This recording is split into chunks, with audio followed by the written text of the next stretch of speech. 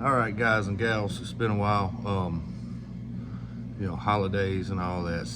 I was gonna do a technical video this morning, but I didn't have anybody to shoot it with. I was gonna do it on different setups in the strap and just, different techniques I use to get where I'm trying to go, but save that for the next video.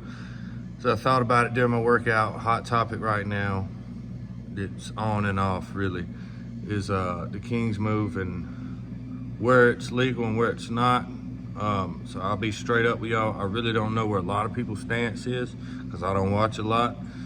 And honestly, within the rules, I've read them a couple times, over the years. Some of them vary. I haven't read any in quite a while. I don't know what East versus West rules are for it.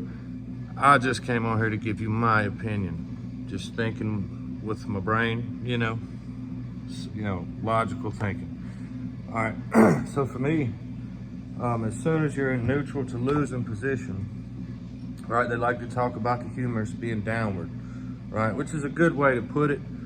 The problem is you can't see the bone. All you can see is the arm. People's arm are shaped different.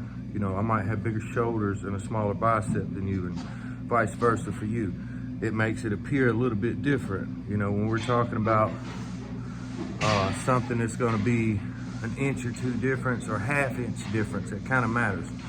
So for me, personally, I think the easiest way to do it is to watch the back of the shoulder line. As soon as the back of your shoulder goes below the pad, it should be a foul and a losing to center of the table movement.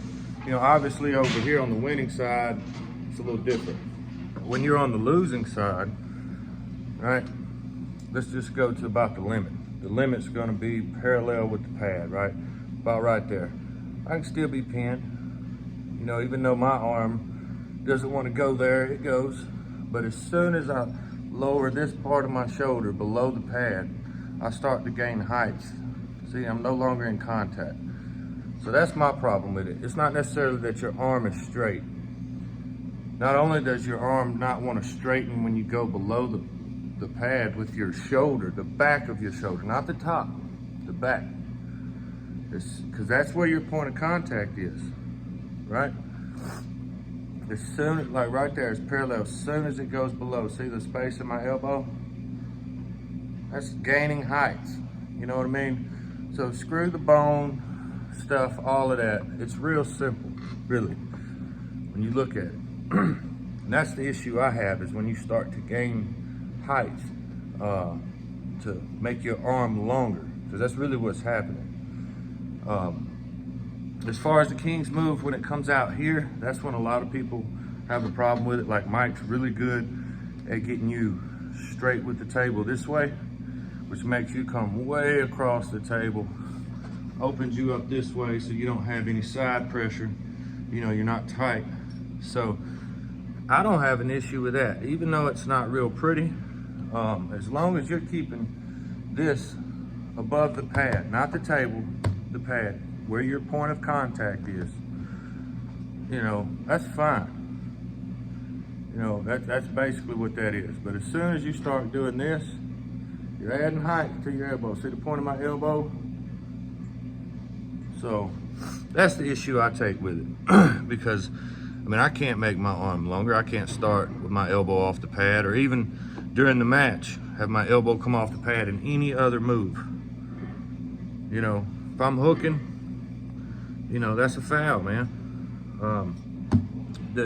The reason some people don't think it's a foul with the King's move is because my tricep is still touching and my elbow's in the perimeter of the pad.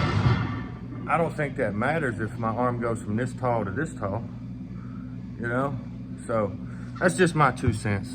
That's, I'm not a ref, I'm not a promoter, so just thinking logically, within what rules we all agree on, keeping your elbow down, that's something we all agree on, right? So I don't see what's the difference. Just because your tricep touches it,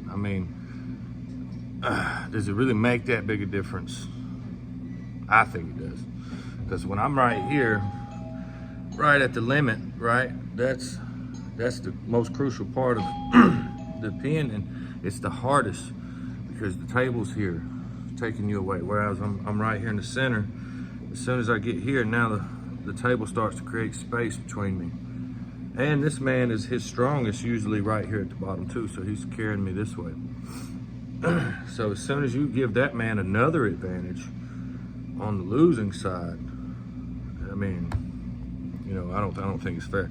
I think if you're gonna let him do that, you gotta let him do this a little, you know?